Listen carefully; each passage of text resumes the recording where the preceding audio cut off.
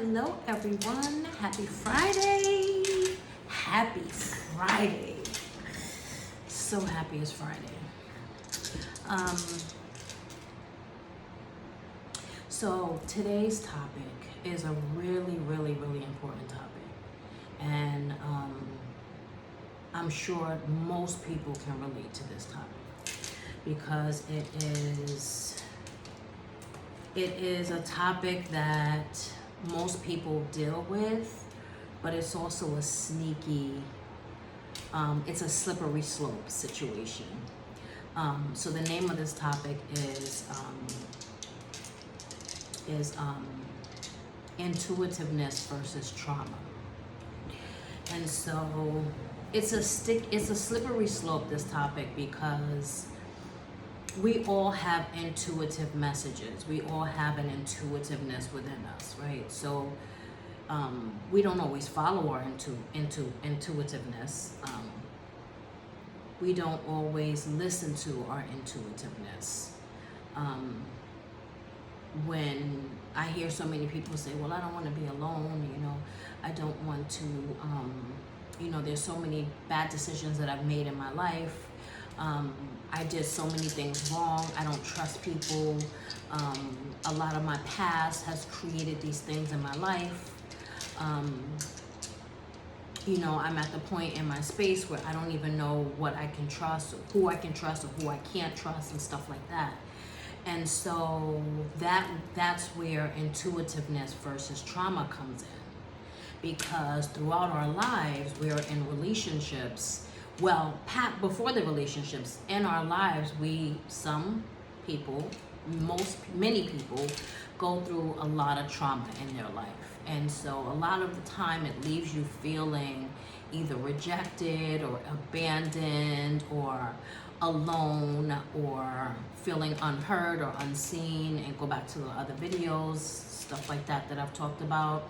And so when you grow up and you have these feelings, you have so much blocked energy that you really don't understand or can differentiate what to trust, what your intuitive even looks like, how to tap into your intuitiveness, or if this is trauma.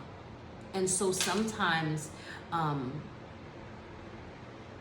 when you are in relationships with people, whether it's romantic relationships, whether it's interpersonal relationships, whatever the relationships are, sometimes we make decisions based on trauma, not based on our intuitiveness. And so what that would look like, so for an example, what that would look like is, if you're talking to someone and you're like, yeah, like I just feel like that person, like I was having a conversation with them and I just felt like they were being sneaky, or I just felt, I don't know, like there was something about them that it didn't rub me the right way, and I'm sure everybody can relate to these type of conversations, right? Maybe not in this vein, but roll with me. You understand what I mean? And so you're having these conversations and you're like, well, I don't, I had the conversation where I don't like the way the eye movement was, or I don't like, it just gave me a feeling. I didn't like that. And my intuitiveness told me, or my intuition told me. And sometimes it's not our intuition. Sometimes that's called triggers. Sometimes when we have past traumas in our life and things have gone on, maybe people made us feel not so good. Maybe you had absent parents. Maybe you were in school and you were bullied. Maybe people constantly made you feel small, or made you feel less than, or made you feel like you weren't good enough, or you weren't smart enough, or you weren't pretty enough. All of those things. And so that carries with you. Understanding the difference between being intuitive and recognizing that trigger is related to a trauma is healing. It's healing. And when you heal internally, you are open. Your receptivity is so much more in tune. Your clarity is very clear. And you can differentiate the difference between this is my intuition speaking to me, or this is my trauma. This is definitely my trauma, because when you heal, your body changes internally. When you start to heal, you become calmer. You're not always on edge. And if you are, you know how to tame it. Those things just shift and they change. And so healing is a really big part of your journey as an adult, in terms of determining whether this was a trigger or whether this was your intuition, or rather trauma, or this was your intuition. And healing can look different for so many people. I love to hear people say, oh, I'm in therapy now, I'm in therapy now, I'm in therapy now. But a pet peeve is people who've been in therapy for 10 years, and you can beat me up for this, but when you go to therapy, you have to be honest. When you go to the doctor and you say nothing, I haven't been smoking for 70 years, they're not going to know. They're not going to be able to, they're going to have to run all these tests in order to diagnose you.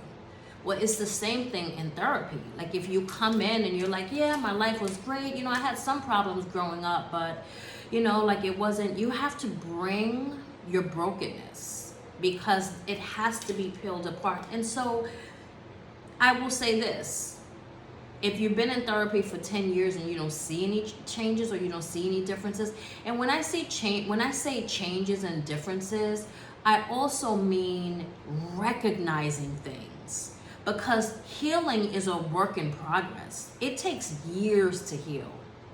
So people who go to therapy, you're not going to come out and be like, wow, I'm healed. Like, it doesn't work like that. It's so many different levels to healing, and therapy is just one piece of it. Living in your truth is a piece of it. Tapping into yourself is a piece of it. Cultivating a relationship with your younger broken self is a part of that. There's so many different levels of healing, and we continue to heal because we just do.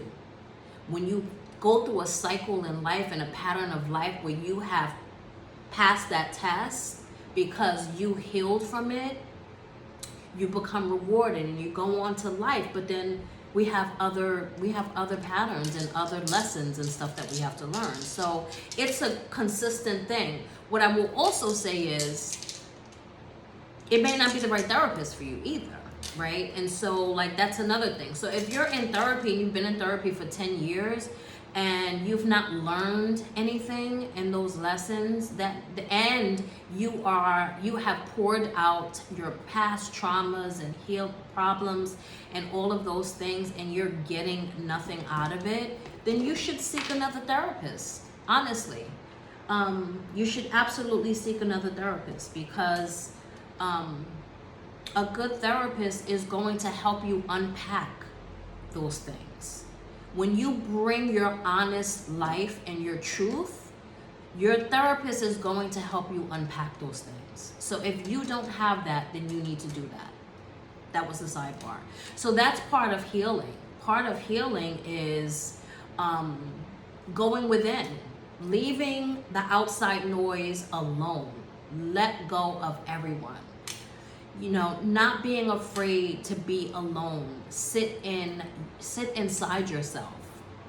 Find books to read that's going to enhance and grow you. Find podcasts to listen to that is going to create insight into the things that you need to understand to gain clarity into your older self versus your younger self. Therapy.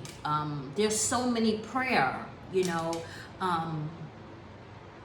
there's so many different things that you can do to create patterns for yourself. Journaling, I mentioned that in one of the videos too. But being very careful whether you are having relationships with people, you don't want to misinterpret your intuition with your trauma, because that can go left and that can create a tumultuous relationship with the people in your life, and you don't want to do that. you want to make sure that your intuition is keen and that what you feel and what you believe is true and it's accurate.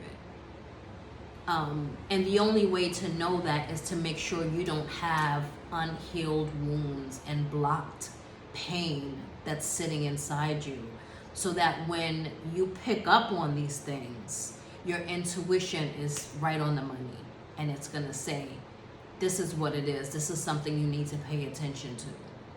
You know, when you're looking for answers to things, pay attention to the signs, synchronicities, symbols, and stuff like that.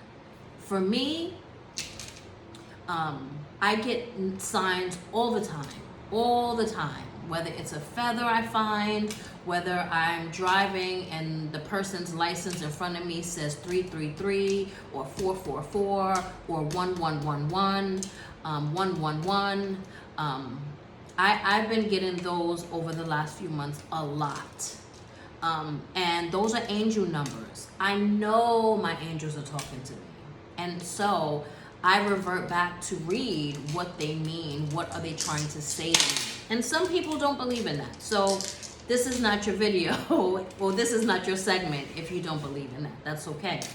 But that's also a part of healing. Part of healing is understanding your angel guides, your ancestors, and what they're trying to say to you. Maybe they're trying to warn you about something. Maybe they're trying to explain to you what they need you to look at, what they need you to pay attention to. Maybe they need you to become more centered. So those numbers and stuff like that are really, really, really necessary. But you won't see them if you're not healed. You won't see those things if you're not in a healing space. So you have to make sure that you find healing for yourself. And don't ruin your relationships thinking that creating, problems that's not there. You need to tap into your trauma and make sure that you're making the right decisions. So this is my message for today. Hit that like, hit that subscribe, and I'll see you in the next one.